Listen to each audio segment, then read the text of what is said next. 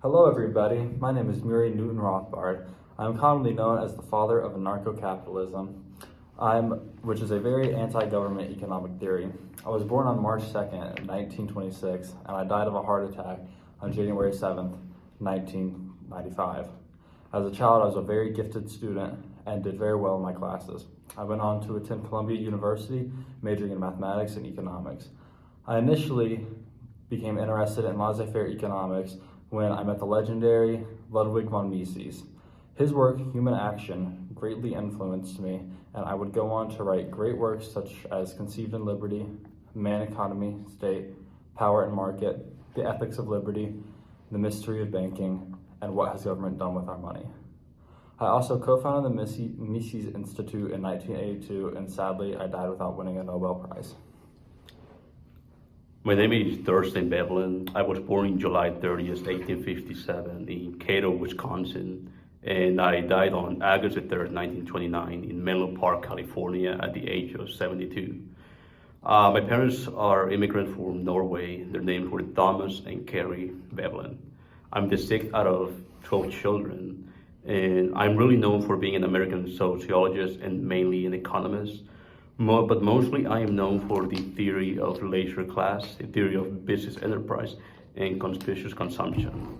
I am a very critic of capitalism, and the major events that I experienced during my lifetime were the American Civil War, rise of institutionalists, and neoclassical economics. So moving on to what we think politically, me personally, my first big gripe is I'm very against government intervention in the market in any way, shape, or form. Along with being against government intervention in the market, I'm also against all military, political, and economical intervention in foreign affairs. The individual should be free from all interference from anyone, but specifically the government. Taxation is a form of theft, and taxation is theft purely and simple, even though it is theft on a grand colossal scale that no acknowledged criminals could hope to match. It is a compulsory seizure of the property that states inhibitions or subjects. My main point is the theory of the leisure class from 1899. The goal of this class is to keep on getting more social status than the one rich people already have. They mainly do this by showing off their power and wealth by not working the way poor people do. Instead of that, they attend meetings with other people from the same class or even higher classes, and their wives tend to work at their homes.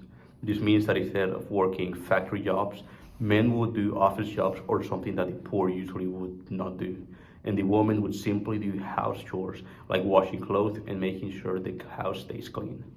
So when you put it like that, it sounds like you don't really like the leisure class, is that correct?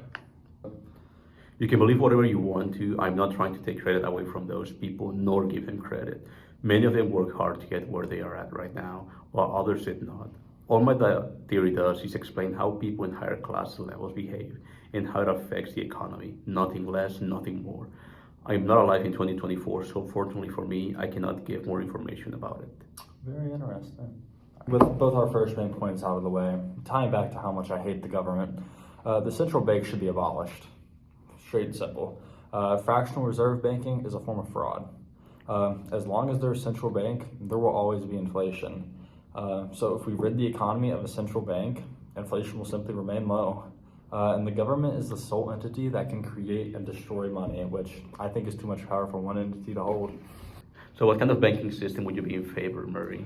So I'm strongly in favor of 100% reserve banking under the classical gold standard. I think that the system will prevent these credit expansions that lead to the business cycle and depressions, such as the Great Depression. Moving on to my second main point, conspicuous consumption. This is the act of gaining status or reputation by displaying wealth that very few people can afford, even when you don't need it. For example, in modern times, it would be like buying a Bugatti. A Bugatti is used to transport people, so why not buy a Toyota Prius instead? As both of them has the same purpose as the Bugatti has, which is to transport people from a place to a different place. By the rich doing this, it shows others their wealth, as a Bugatti is a car brand that very few people can buy and the poor would just be unable to buy. So why exactly do you dislike this conspicuous consumption so much?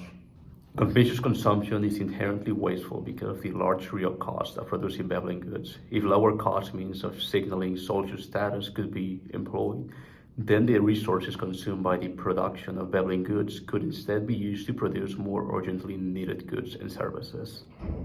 Moving on to my final point here is, not surprisingly, I'm also very strongly for free markets. And this specific form of free market that I'm for is known as anarcho-capitalism. This is a form of free market one in which the market provides for itself completely. And this includes all public goods like law, infrastructure, and with this kind of free market, I theorize that there would be no business cycle. Why is it that you think that the government shouldn't interfere?